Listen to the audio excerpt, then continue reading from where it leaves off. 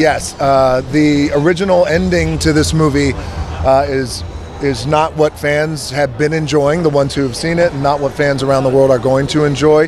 The original ending had one of the animals passing away, specifically my best friend.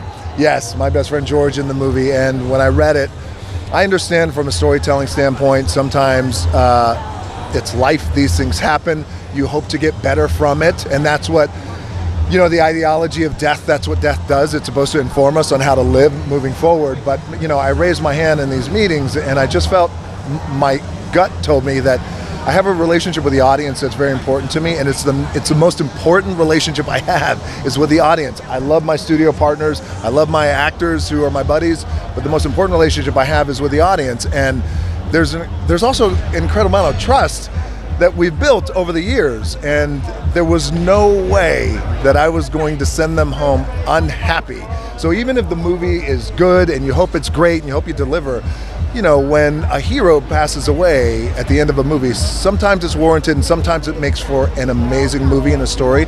But in this case, it's a summer movie. I want people to have fun, and that's the last thing I wanted to do. So yeah, we had a nice conversation with the studio, and I got them all on board, and fortunately, you know, my idea worked and it was good, and we tested the movie and audiences really loved it. Overwhelming, and I mean that in the most positive way. I didn't anticipate it. I was retweeting a tweet that was sent out of stories that I had shared about my past and my past experiences with depression months ago, and the story kind of just made its way back into the ether online, and it's really picked up, and you know, I'm really happy that I could share a little bit of my experience in the past. And you know, I've had my bouts with depression, and I've had my experiences that happened years ago when I was a young teenager that that not only colored me as an adult, but it happens to all of us. As my therapist, who has paid a lot of money, has told me.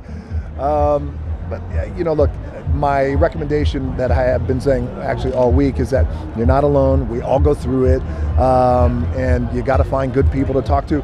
And also, just I could speak from a male perspective, is that we often, a lot of times, and I have been this way for many years, I struggled with it, it's just, you know, we have a tendency to hold our emotions in, and we don't want to talk about things because it's not manly, and we don't want to be vulnerable, and you got to man up, and it's, you know, it's like all the BS stuff that we are just used to hearing. So again, I learned my lesson the hard way over the years, and I also realized that when I finally opened up, because I grew up an only child, and when I finally opened up, it really opened up an opportunity for me to really get better.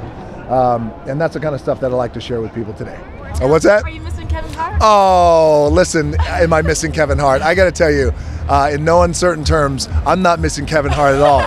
I'm so happy I'm here by myself and he's not here, because I'm like, Kevin, stop. He's like, he's down here. No, of course, I love Kevin. I miss him.